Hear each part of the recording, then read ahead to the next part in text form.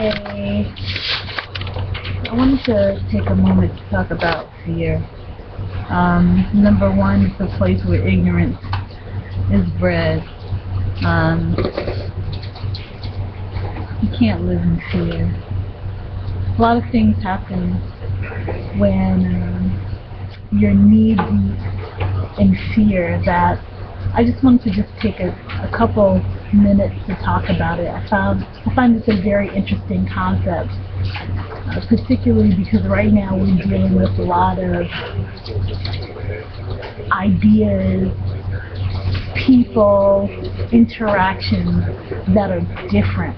And so what those different interactions, people, and situations and places does is it takes us outside of our comfort zone. So immediately we have to do something to counteract the fear that's within us. However, what I'm going to do to assist in this process, because I've been in many situations that could be calling towards fear, and I've heard many people say, hey, feel the fear and move through it. It's because what happens when you just go through fear or just sit with it or do something with it is that you realize it's not as powerful as you are. I hear a lot of, if I'm walking down the street these days in Santa Barbara, or I'm out at UCSB where I tend to do a lot of my work, I hear a lot of talk that is supposed to, I think, bring some sort of sensation of fear in me. However, number one, I'm not a kid. Number two, I know the color of my skin. And three, I know who I am. So having those three things, knowing my age and my own experience, knowing the rich culture that comes with this skin, and thirdly, knowing who I am, it doesn't make me fear anything or anyone. I mean, there's not a situation that I could be put in right now, except maybe if a big, huge-ass snake came up or a rat or something, give me a temporary moment of, angst. I mean, literally a temporary moment of fear.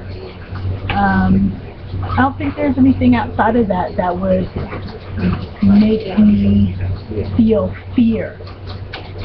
Now, people might say, hey, well, I'm not afraid. What's she talking about? What does she mean by that?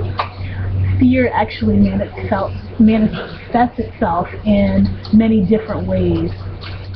What fear does is it blocks conversation. Instead of talking to a person directly, you talk about them. That's pretty popular. Instead of talking to them, you talk at them, and so they don't know how to respond because they don't even know that you're talking to them. You spread lies and rumors. You say things to alleviate your fear of being maybe a little inferior. The truth is, nobody's inferior. It's all made up. It's a part of a system where people are, higher on a level, quote unquote, than another. So basically, what I'm just encouraging everyone to do is to use this resource, Sweet TV, hey, create your own Sweet TV. Do something to work on your own self-esteem, because if you need it, you just need it. Go through whatever system you're needing to go through that makes you somewhat feel inferior, whether it's your race, class, gender, sexuality, the amount of money you have in your bank account. None of those things matter to me. I'm not afraid of being without, and I'm not afraid of having everything that I need and want. So anyway, that's just a short message.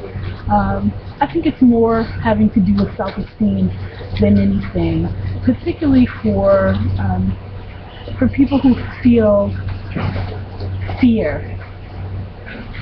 You know who you are. This message is for you. Thank you for taking out a moment with me, actually 5 minutes with me. It's Molasses Jones, and you're watching SWEETEntertainmentProductions. be. Keep it sweet.